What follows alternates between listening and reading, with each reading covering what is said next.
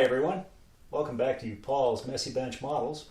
Today I've got a review of a new kit from a new model company, the 1/72nd scale FM-2 Wildcat from Arma Hobby.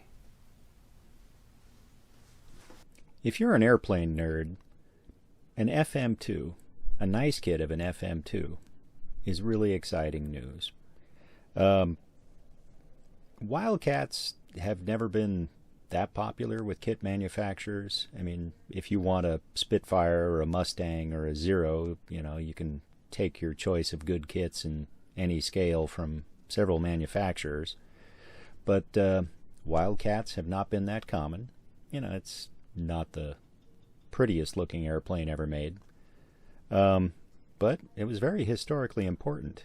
But, when the kit manufacturers do make kits of them, it's usually the F3 and the F4 variants, the early war variants that had the glory and the glamour of turning the tide at Coral Sea and Midway. So they're more popular, and rightfully so, perhaps. But as far as numbers of airplanes built go, more than half of all the Wildcats built were FM-2s, and they fought long and hard and contributed greatly to the war effort. But they've never been as glamorous as the previous airplanes. The historical consensus is that the Wildcat was pretty much obsolete when the war started, and it soldiered on as best as it could until it was replaced by Hellcats and Corsairs. But actually the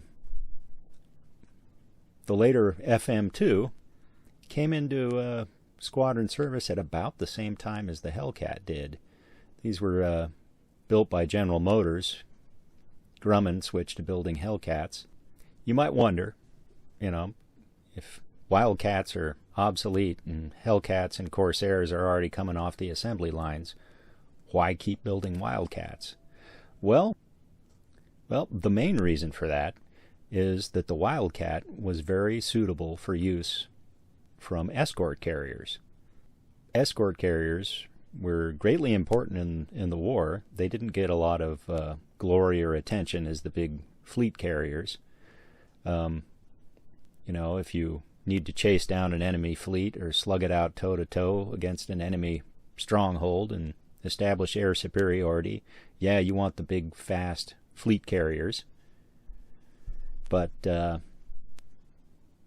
Navy also had to do a lot of other work.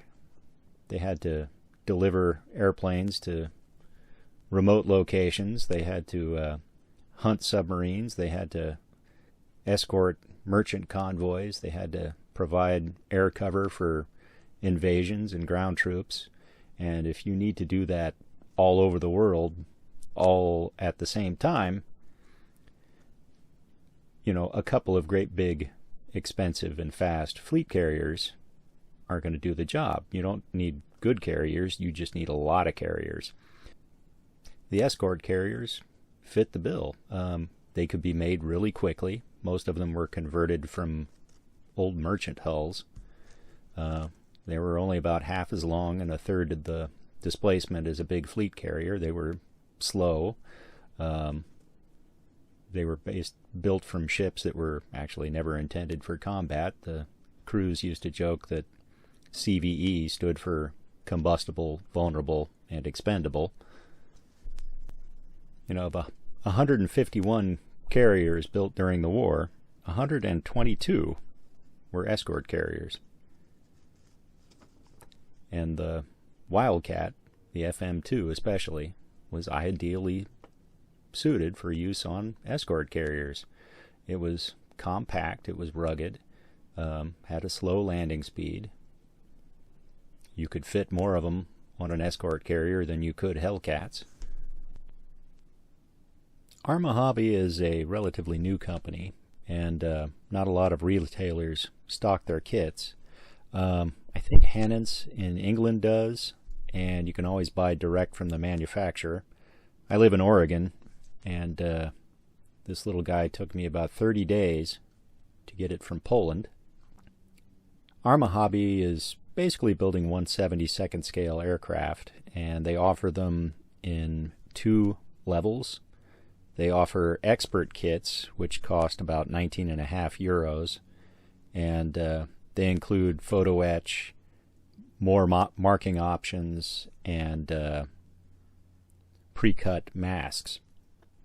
The basic kits usually have about 2 marking options, and they don't include the photo etch or the masking.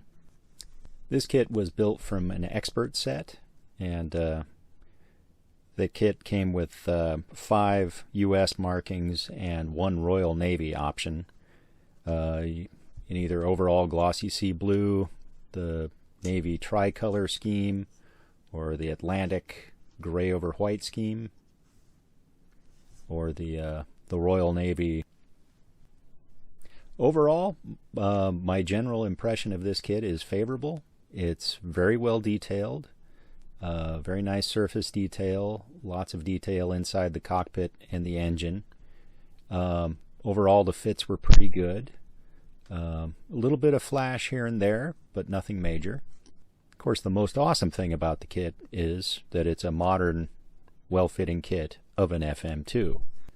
The plastic parts for the cockpit are pretty good on their own. If you get the expert set, you get some bonus photo etch that you can use for knobs and controls, and a photo etch instrument panel.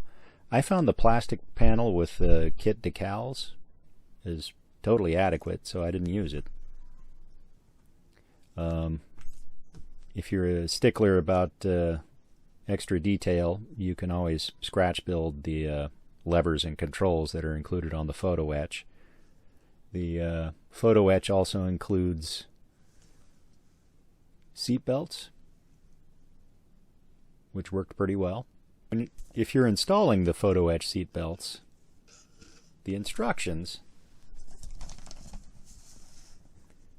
have you drape the belts over the back of the seat, and I don't think that's quite right. There's supposed to be a steel bar above the seat, and in all the pictures of Wildcat cockpits, it seems like the belts come up and over that bar before they go over the pilot's shoulders. I bought 2 of these kits from Arma Hobby, and one of them had a defective canopy with flow lines visible in the glass area. I haven't heard of anybody else complaining about this defect, so it could be that I was just unlucky. As good as this kit is, and as glad as I am that it's here, there are things that Arma Hobby could have done better. Some of the photo etch parts, it's like they included photo etch just for the sake of having a photo etch, and some of the things could have just as easily been done in plastic, like the intake grills on the engine. And if you can mold cooling fins on an engine cylinder, you could mold it great. That's just no point in having that being a separate photo etch part. The photo etch ignition wires, though, do look kind of cool, although they're hard to see once they're in there. If you do use the photo etch parts for the ignition wiring, I think they are misnumbered. This is actually part number 2, and this is actually part number 1 over here. Another odd decision that Arma Hobby made was that the gun sight is included on the regular plastic sprue instead of the clear sprue, and the top half of the gun sight is supposed to be glass that the pilot can see through. So I wound up chopping off the top of the part and adding a scrap piece of clear plastic to simulate the glass of the gun sight. The exhaust ports are molded into the firewall, and on the bottom of the aircraft there's not enough clearance in the exhaust troughs for the exhaust pipes, and you wind up having to carve away a little bit so that you can see the exhaust pipe. They probably had to make those a little bit on the shallow side just so the fuselage would pop out of the mold. not have to have a separate part for that belly of the aircraft. Or the seat that comes with a kit has a smooth back, and in all the pictures I've seen of Wildcat seats, it seems like there should be grooves in the back of the seat, and I wound up carving grooves in the back of mine. I'm not 100% sure that's an error. I've just never seen a smooth seat in a Wildcat. The inside of the gear bays are reasonably well detailed. Arma Hobby includes photo etch parts to simulate the retraction chains on the cockpit firewall there. I scratch built some extra parts. You can see an oil tank up in there. That doesn't come with the kit. And I added some gizmos to the back of the engine. But I'm probably the only one that will ever know I did that. The kit comes with rockets and drop tanks to hang off the bottom. I wound up using the rockets and skipped the drop tanks, but they're there if you want to use them. A frustrating thing I discovered while building this kit is that the